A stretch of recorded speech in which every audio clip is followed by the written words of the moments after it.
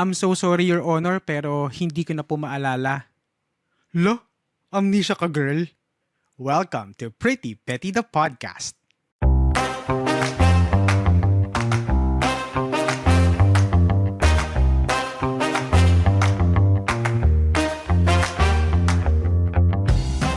Hello sa inyong lahat mga pretty people, and kamusta? Kamusta ang lahat? Ha? Kayong lahat dyan, kamusta kayo?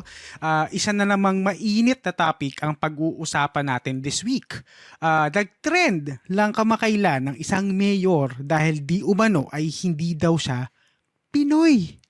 Lalong tumaas ang kilay ng mga netizens at ng mga senators dahil hindi niya ma-explain ng maayos ang kanyang roots at ethnicity. At hindi na daw niya maalala ang mga details ng kanyang kabataan. Something's fishy ha? Pero bago ang lahat, ako nga pala si Tito Alvin, your millennial tito, na magbibigay sa inyo ng mga opinyon na hindi niya naman hinihingi. Mga opinyon tungkol sa iba't ibang social concepts at trending issues. And in this podcast, we will find out if these behaviors are pretty or petty. If it is your first time dito sa podcast, please follow us in Spotify and subscribe to our YouTube channel. Yes, meron po tayong YouTube channel. Subscribe po kayo dyan. Mas maganda if you follow us on both Spotify and in YouTube. You can also give this episode a thumbs up in YouTube or rate this podcast a 5-star rating sa Spotify. Don't forget to turn on your notifications para updated ka sa mga bago nating episodes. And hindi ko na kayo paghihintayin pa. Let's jump into our next segment that we call Storytime.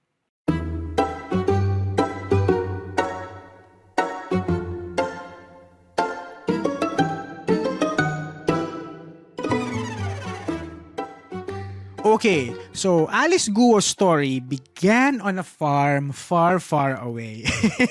Etchos. Tandaan nyo yung farm na yan kasi importante yan mamaya sa discussion later. Pero nagsimula ang controversy na ito nang magkaroon ng isang raid sa isang building sa Bamban, Tarlac.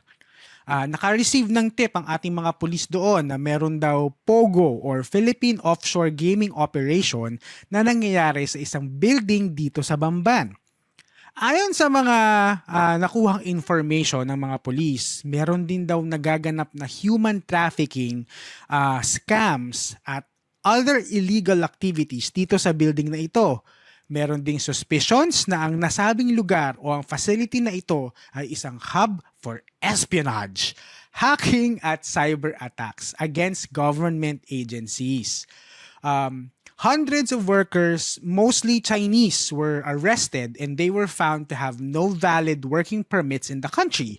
Sa loob daw ng compound na ito na-discover ng mga polis ang mga torture chambers, vaults na may lamang millions and millions of pesos, passports, and several documents linking the property between the POGO operators and Mayor Alice Guo.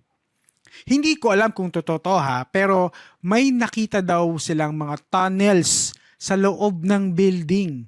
At ang nakakagulat dito, itong facility na ito na ni-raid ng mga pulis ay nasa likod lamang ng Bamban Municipal Hall kung saan mayor nga si Alice Guo.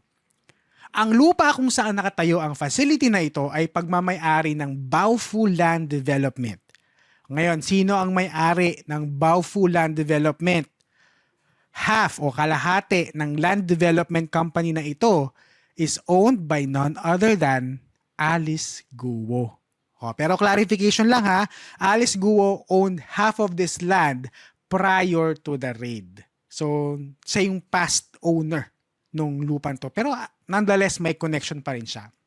So this raised alarm bells with authorities and nagsimulang mag-imbestiga ang Senate tungkol dito. Pinatawag si Alice Guo para tanungin at klaruhin ang mga allegations sa kanya at sa naturang facility. But as our dear senators pressed her for answers, especially on her roots and ethnicity, tila nagka-amnesia itong si Alice Guo dahil puro, "Your Honor, hindi ko na po maalala" ang kanyang mga sagot. Hindi din convince ang mga senador sa mga sagot niya dahil inconsistent ang mga ito at paiba-iba ang istorya. So ang tanong, sino ba talaga si Alice Guo? Pilipino ba talaga siya? O spy ng China? End of story. Okay, so when I started this podcast, ang sabi ko sa sarili ko, as much as possible, hindi ako gagawa ng content na about politics. Kasi taboo topic yan eh. Maraming magagalit, maraming magdi-disagree, madaming sasang-ayon sa'yo. Basta taboo topic talaga yan. Magulong topic ang politics, especially here dito sa Pilipinas, no. When we talk about Philippine politics, nako, sobrang gulo niyan. So nung lumabas tong story na to about Alice Guo, dinedma ko lang. As in, ganun lang, hindi ko pinapansin. I thought na after a week, more or less, no, magda-die down na tong issue na to. Pero ito na nga, lumipas ang 1 week. Tapos dumaan na yung 2nd week. Ngayon, nasa 3 weeks na. 3 weeks na nakakalipas, laman pa din siya ng balita. So I guess this story is really worth talking about.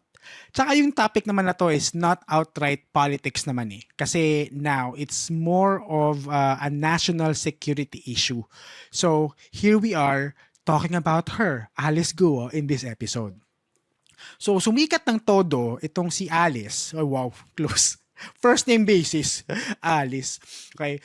Sumikat itong si Alice dahil sa mga footage niya during the Senate hearing kung saan halos lahat ng sagot niya sa mga tanong ay hindi ko na po maalala. Hindi ko na napanood yung buong hearing eh kasi kakatamad. Parang nonsense nga, di ba? Hindi ko nga siya pinapansin nung umpisa. Pero I guess Senator Risa Hontiveros was trying to establish her roots dito sa Pilipinas. Kung paano siya lumaki at kung paano siya naging mayor and whatnot. Lalo na kasi yung last name niya is not that common. Even daw sa mga Chinese hindi naman daw common yung last name na Guo. Okay? Not like nung mga Lim, Uy, Si, Chan, Tan, Li, yan. Yung mga yan, it's not one of those. So, nakakapagtaka lang kung saan nanggaling yung Guo or Guo family. Pero ito na, tinanong siya about her childhood.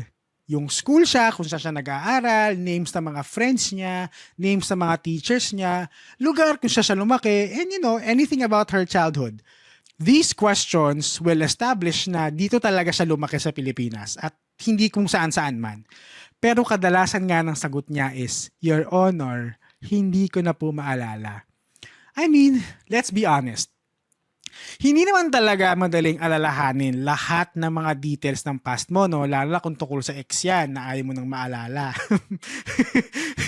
hindi naman madaling alalahanin yan. Pero, meron kang maaalalang details of your childhood. Okay? Kahit nung sobrang bata ka pa, kahit sobrang konti, may maaalala ka talaga. Ito, weirdly enough, may mga moments ako nung bata ako na out of the blue, bigla akong maaalala. Parang, ano nangyari sa akin yun nung bata ako? Sobrang vague ng mga pangyayari or the events na nangyari nung childhood ako para maalala ko pa. For example, I can still remember that naglalakad ako sa school kasama ng isa kong classmate na babae during our Christmas party. So may nakita kaming 25 cents sa floor. So instead of pulutin, sabi namin, iwan na lang natin dito. Tignan natin kung pupulutin ni Andrew. Hindi ko na alam kung sinong Andrew to. Pero alam ko yun yung pangalang pinag-uusapan namin. Di ba? Napakawalang kwentang memory. Pero naaalala ko. Ito pa. I was 8 years old. 8 or 9 years old. Sa elementary ako nito. It was my birthday. Tapos, naiwan ako ng school bus. So, may pasok sa school. Naiwan ako ng school bus. First time kong maiwan ng school bus. So, ang ginawa ko, naglakad ako pa uwi.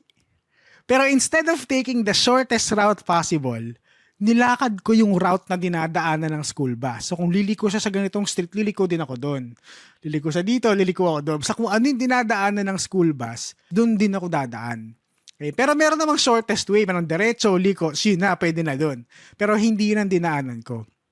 Ending, nakauwi naman ako and hindi naman ako napagalitan ng parents ko kasi nga birthday ko. O di ba?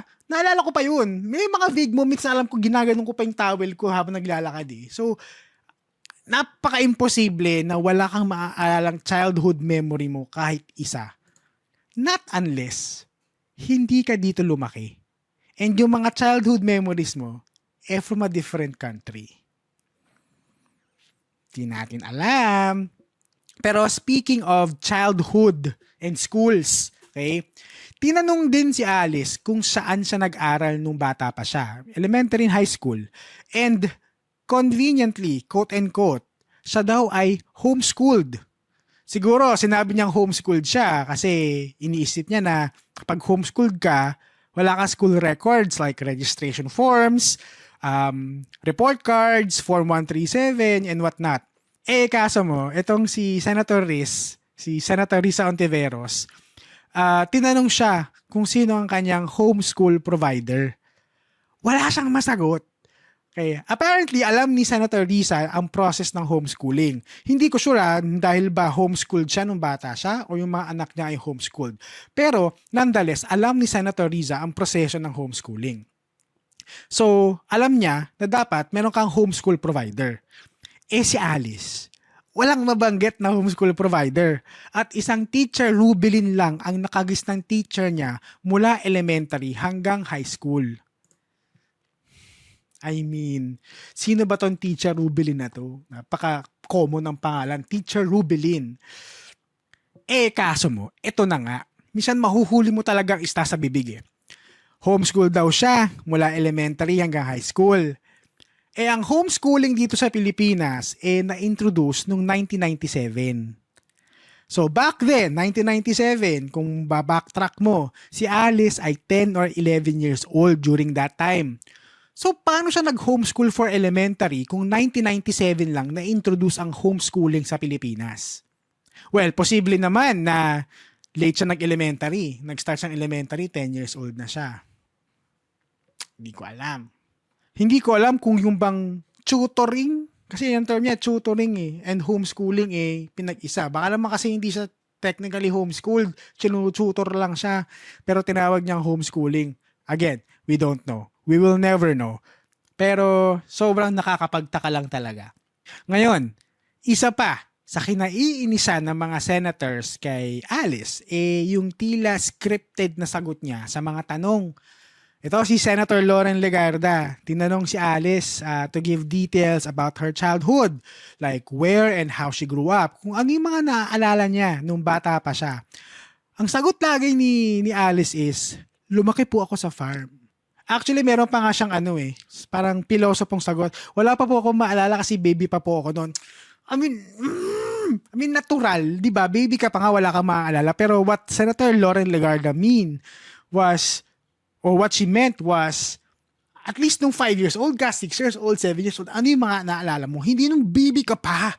Nakakaloka. Pero ayun na nga, tila scripted ang mga sagot niya kasi lagi ang sagot niya is, lumaki po ako sa farm. So dito na uminit ang ulo ni Senator Loren. Okay? Hindi ako fan ni Loren Legarda, no? Pero dito sa sinabi niya na pa slow clap talaga ako I mean, sabi niya, if you're really Chinese and fronting for other people, go back to your country. But if you are Filipino and you were born here, convince us. Please convince us that you were born in the Philippines, that you are Filipino, and that you are not what people suspect you to be. Oh, di ba? Tapang ng lola nyo. Kinabahan ako ng very, very slight nung nakita ko yun sa YouTube, pero tapang in fairness.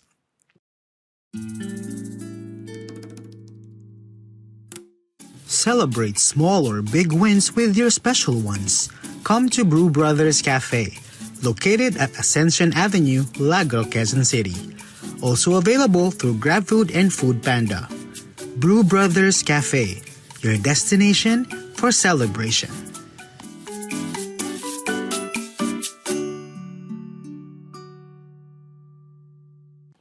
Ngayon, isa pa sa mga inconsistencies ni Alice Guo ay ang mga legal documents niya at ng parents niya. So, apparently, na-register ang kanyang birth certificate o yung yung registration ng birth ni Alice Guo nung siya ay 17 years old na. So medyo meron ka lang konting kaalaman. Hindi ka namuwang sa mundo. I mean, hindi ka na mangmang sa mundo. May umuwang ka na sa mga nangyayari sa paligid mo. 17 years old ka na, di ba? Nagkaka-crush ka na yan eh. Hello, may mens ka na nga yan. So technically, posible naman yun na late registrant siya when it comes to registering her birth. Baka late filing lang. Pero according to the Philippine Statistics Authority or PSA, may mga reports in the past years that non-Filipinos are abusing the late birth registration policy to obtain government documents to get legal identity dito sa Pilipinas. So ano to? Coincidence na naman? I mean, dubious na nga na 17 years old ka nung nagkaroon ka ng birth certificate eh. Ngayon, meron pa palang mga ganitong klaseng reports na non-Filipinos will file for legal birth here in the Philippines to gain documents para magkaroon ng dokumento sa Pilipinas. What for? 'Di ba? Hindi naman ganong, hindi mo first world country ang Pilipinas. But gusto mo magkaroon ng nationality dito? Not unless gusto mo magkaroon ng business dito, 'di ba? Kasi hindi man pwede magkaroon ng business entity ang mga non-Filipinos dito sa Pilipinas. Not unless partnership with a Pinoy or nakapangalan sa isang Pinoy. Pero kung meron ka nga naman legal documents like birth certificate na nagpapatunay na dito ka pinanganak, pwede ka magka-business dito. Kita niyo yung loophole? May konting loophole dun eh. Ngayon, dito pa din tayo sa usapang birth certificate. Nakalagay sa birth certificate ni Alice ang pangalan ng kanyang mother na si Amelia Lial at ang father na si Angelito Guo. Pero ito na.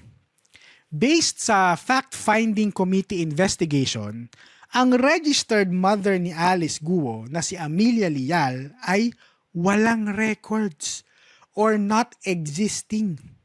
Walang birth records, walang marriage license, walang death records or death certificates. So ano to? Parang gusto ng nanay today. Poof! Ganun? Nanay kagad? Ano yun? Bigla na lang lumitaw pag kailangan mo na? Nakakapagtaka lang, di ba, na napaka-convenient na late registrant ka, tapos yung mother mo, walang records kahit saan. Parang, weird coincidence. Pero naku. Hindi pa tayo natatapos. Meron pa. Okay. Sinabi ni Alice Guo sa isang interview na isa siyang love child. Yung parang anak sa labas. Parang ganun. Na isa siyang love child ng kanyang ama at ng kanilang house helper na ina. So si Amelia Lial daw ay house helper ng kanyang father. Pero nakalagay sa birth certificate niya, married ang nanay at tatay niya na si Amelia Lial at si Angelito Guo ay kasal. So ano ba talaga? Love child ba talaga? O married ang parents niya? Okay, ito pa isa. Sa birth certificate ni Alice, ang nakalagay na nationality ng father niya is Filipino. Pero during the Senate hearing, sinabi ni Alice na ang tatay niya ay isang Chinese bearing a Chinese passport. Ay talaga ba? Chinese passport holder pero Filipino ang nasa birth certificate mo. May mga nuances na siguro pwedeng mangyari yon, pero again, natapat na naman sa kanya. Parang lahat ng bato coincidence lang o sinasadya. I mean, late registrant ng birth certificate, inconsistencies sa marriage ng parents niya, nationality ng tatay niya kasi Chinese bearing a Chinese passport pero Filipino. The math is not mathing. So ano to? Ako lang ba? O na-weirdohan na din ba kayo? Okay? Pero kung akala nyong tapos na ang kawirdohan nitong si Alice at ng buhay niya, well, hindi pa. Meron pang ikawiwirdo yan. Okay. Ay, naku, Lords, ko sumasakit ang ulo ko. So, balik tayo sa tatay. Yung tatay niya, nabigyan natin siyang pangalan as Angelito Guo, ay may Chinese name na Jianzhong Guo. Pag sa basa ganun. So, ito na. Ini-interrogate na siya ni Senator Risa. Alam niyo yung tactic ng mga interrogation na nag-i-investigate na papakitaan ka ng mga documents, tapos yung tanong, uulitin, ibang document, tatanong ulit, ibabalik yung document, tatanungin ko ulit na same question. Alam mo, nililito ka. Alam mo yung style ng immigration, na paulit-ulit yung tanong, pero iba-iba lang yung phrasing. Titignan kung consistent yung sagot mo. Parang ganyan. Parang ganyan yung ginawa ni Senator Risa. Sinecheck kung yung mga sagot niya is consistent o hindi. May pinakita mga document, tapos tinanong kung ano ang relationship niya sa mga taong nakasulat doon sa document. Tapos, after nun, may papakita pang isa pang document. Tapos ganun din, tatanong kung sino-sino yung mga names na nandun sa document. So, eto na. Ilang beses ko na bang sinabi yung eto na? Parang ang daming beses na. Okay, kaya eto na nga. Tinanong si Alice Guo kung sino yung Jan Jong Guo doon sa isang document. Ang sabi ni Alice, tatay niya daw yon. Okay, di na-establish na si Jan Jong Guo, tatay niya. Tapos may ilang follow-up questions, yada-yada. Tapos may pinakita namang isang document ulit. At nandun yung pangalang ulit ni Jan Jong Guo. So tinanong ulit siya ni Senator Risa. So sino tong Jan Jong Guo na dito sa document na to? Ang sabi ni Alice, ay, ano yata, co-worker ba o co-owner? Parang ganon, co-owner ng business namin. Parang, ha? Kung ako nag-i-interrogate, tandali. Parang kanina tatay mo lang to ngayon co-owner na. So nag-clarify itong si Senator Risa Ontiveros, no, kung itong co-owner na ito at yung tatay niya ay iisang tao lang. In which Alice said, yes, tatay niya yon. Pero di ba, ang weird. Ang weird lang kasi just a few minutes ago, tinanong ka kung sino tong pangalan na to. Sabi mo, tatay mo. Tapos, after a few minutes, same day, may pinakitang ibang document. Tapos tinanong ka kung sino yun. Same name naman. Ang sagot mo naman, co-owner. Hindi ba dapat parang muscle memory mo na yun na pag nakita mo yung pangalan na yun, tatay mo yun, sabi mo tatay mo. Regardless kung presidente yan, barangay captain, barangay tanod, president ng SK, may-ari ng parlor. Kung pangalan ng tatay mo yan, sabi mo tatay mo yan. Pero hindi. Una niya binanggit, tatay ko po yan, next co-owner. Di ba? Medyo weird lang. Not unless, okay, some of these details ng story niya is just fabricated and hindi totoo. And hindi na niya mapanindigan yung kasinungalingan niya. Gets? Pero nakakabilib din tong si Alice Guo, no? Akalain mo na nasa gitna siya ng Senate hearing, nasa gitna siya ng kontrobersya, nagawa pa na magpa-interview. Pero sa interview na to, sinabi ni Alice na, quote-unquote, simpleng tao lang daw siya. So ito na ang mga internet sleuths and mga NBI ng internet, no? After lumabas ng mga interview na yun sa YouTube, naglabasan din yung mga memes ni Alice kung saan may mga suot-suot itong mga luxury items. And mind you, hindi mura ang mga suot niyang mga gamit. Ang mga bit-bit niyang mga accessories, hindi mga mura. Medyo magaling nga yung mga yung mga nag-post nito yung mga nag-investigate, yung mga nag-imbestiga. Kasi sa left side ng meme, picture ni Alice. Tapos sa right side, andun yung mga suot niya dun sa picture. Damit, alahas, bag, shades, accessories, lahat. Tapos may matching price kung magkano yun. Hindi ko alam kung ano ang accuracy ng presyo ng mga items na yun. Pero may mga presyo So I guess there's truth to that somehow.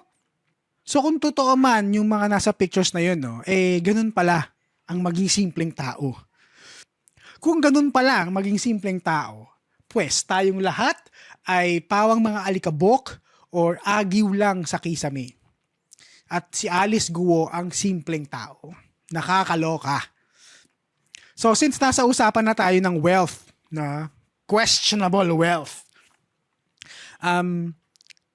tinanong din si Alice tungkol dun sa chopper niya, yung helicopter niya, na apparently, binili daw niya yon noon para gawing air taxi. Hindi yung parang nakikita niyang business model para dun sa chopper. Pero hindi nag-materialize yung business na yan, kaya ibinenta na lang daw niya yung chopper na ito sa isang British company na 6 months installment.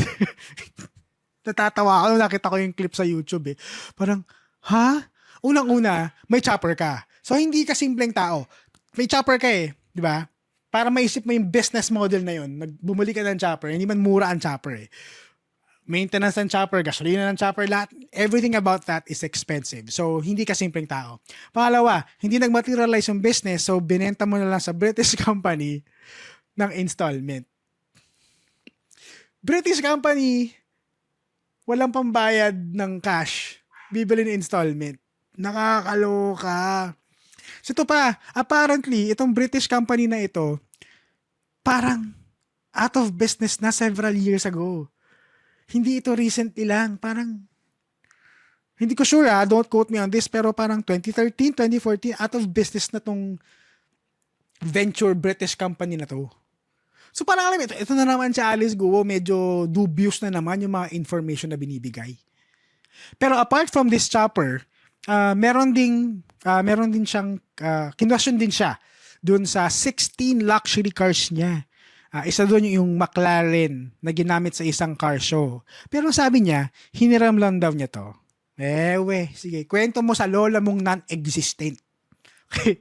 sa dinami-dami ng mga discrepancies at inconsistencies sa buhay nitong si Alice Guo, this raises a red flag kung sa ba talaga ay Filipino or ibang lahi. Sabihin na natin, Chinese.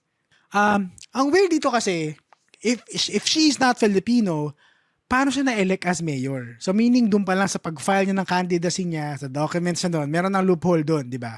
At paano siya na-elect as mayor ng Bamban? May mga nagsasabi na hindi daw nila kilala si Alice Guo doon sa lugar nila, and during the campaign lang nila nakita or nakilala itong si Alice. Pero meron din nagsasabi na kilala nila si Alice, pati yung mga kamag-anak nila Alice, simula nung bata pa sila. Okay? Medyo nakakatakot lang isipin na may mga ganitong nangyayari right under our noses, especially with illegal pogos in the Philippines and yung issue ng Philippines and China sa West Philippine Sea. Medyo nakakatakot lang. Isn't this a threat to our national security that we are slowly being infiltrated by non-Filipinos running for office on our own land? Not to mention mayroon pang isang lumabas na issue na may isang school daw, I don't know, Cagayan somewhere up north, na puro Chinese. Puro Chinese ang estudyante. Apparently, isa daw itong program ng government to, hindi ko alam kung para saan. Kung para saan yung eskwelahan na yun ay puro Chinese students daw. Ito pa, meron din isa pang news na sa isang village, I don't know the truth to this story, pero narinig ko lang sa isang podcast na meron daw sa isang village na may mga nagja-jogging na mga Chinese. Tapos alam mo yung jogging na pang militar, yung 1, 2, 1, 2, 1, 2. Ganon daw sila mag-jogging. Like, wait lang. Hindi ka makakabahan. Nasa Pilipinas ka, village sa Pilipinas, may makikita ka mga ganong non-Filipinos na magja-jogging na parang militar. I mean, kung ako matatakot ako, dapat mag-raise siya ng issues at mag-call yan ng action for investigation, di ba?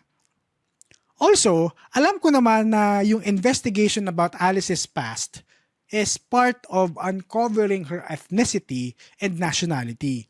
Sana lang huwag kalimutan ng mga authorities natin, ng mga senators natin, kung bakit siya iniimbestigahan in the first place, which is her connection to the Pogo operations dito sa Pilipinas.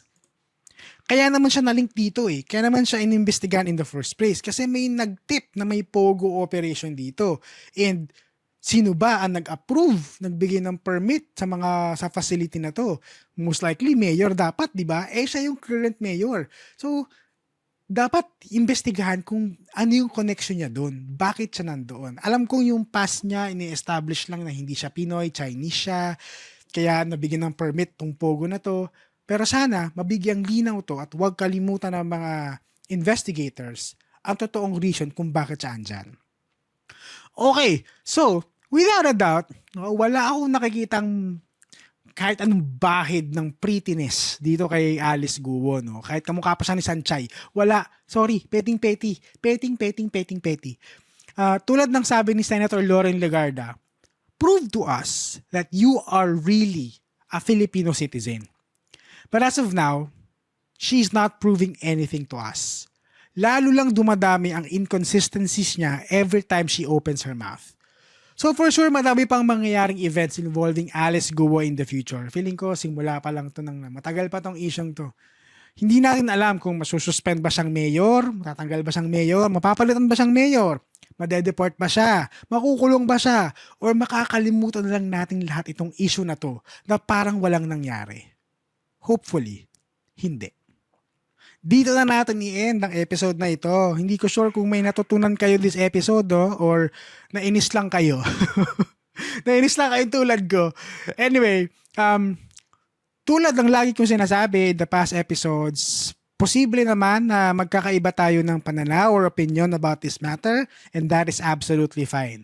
Kung nagustuhan mo at na-entertain ka ng episode na ito, feel free to share it with your friends. Just search for Pretty Petty the Podcast in Spotify or in YouTube. Mention nyo lang ako, Pretty Petty the Podcast. Huwag na din kayong mahiya to follow our Facebook page, Instagram, and TikTok accounts by going to the link you see at the bottom of your screens or just go to linktr.ee/prettypettythepodcast. Feel free to share your thoughts about the topic or insights about the podcast. Kung may mga hanas kayo na gusto nyong i-share about kay Alice Guo or kung may ibang info kayo na nalalaman na gusto nyong i-share, mag-comment lang kayo sa YouTube or sa mga social media posts natin. Or you can answer the Q&A portion of the podcast in Spotify. Follow nyo din ako sa Spotify or subscribe lang kayo sa YouTube channel natin, and don't forget to turn on your notification para ma-update kayo kapag may bago tayong published episode. If you're a brand looking for brand partnership and collaboration, please send us an email at prettypettythepodcast@gmail.com. And with that, lagi nating tatandaan to always stay pretty at huwag maging petty.